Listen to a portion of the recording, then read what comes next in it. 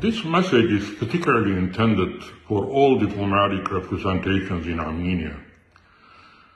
Regarding the recent actions of the Armenian police during peaceful protests demanding the resignation of the Prime Minister.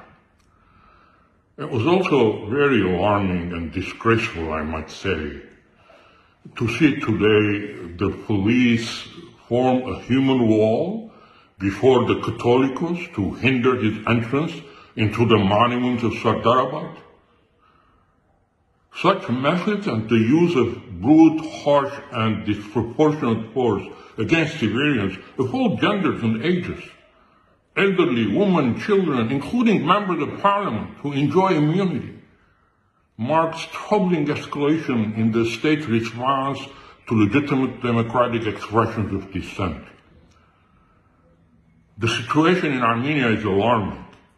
With diminished sovereignty and growing internal dissent, the government has increasingly resorted to authoritarian measures to maintain control.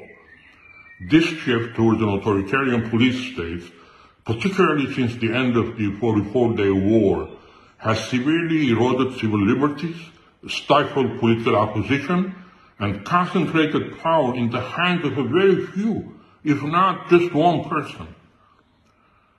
The prioritization of use of force and suppression over democratic processes to manage internal instability and dissent leaves Armenia vulnerable to further exploitation and external influence.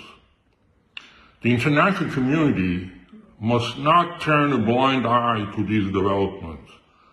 The actions of the Armenian police represent not only a blatant disregard for human rights and the rule of law, but also a dangerous precedent that threatens the democratic fabric of our nation. The violent suppression of peaceful protests undermines the fundamental principles of democracy and human rights that we all hold dear.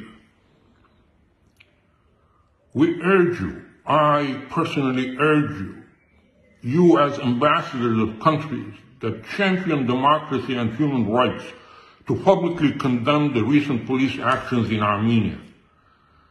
Your condemnation will send a powerful message to the Armenian authorities that the international community is watching and will not tolerate the erosion of democratic freedoms, whatever is left now in Armenia, and human rights abuses. Furthermore, I believe we should advocate for immediate and independent investigations into these incidents and call for accountability for those responsible for ordering and carrying out these acts of violence. Such measures are crucial in ensuring that Armenia does not continue down the path of authoritarianism and that the rights and freedoms of its citizens are protected. Armenia stands at a crossroads.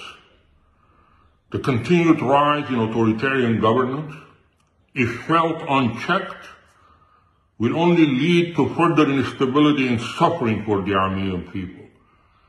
It is imperative that the international community stands in solidarity with the citizens of Armenia in their fight for democracy, freedom of expression, and respect for Armenia's sovereignty and territorial integrity.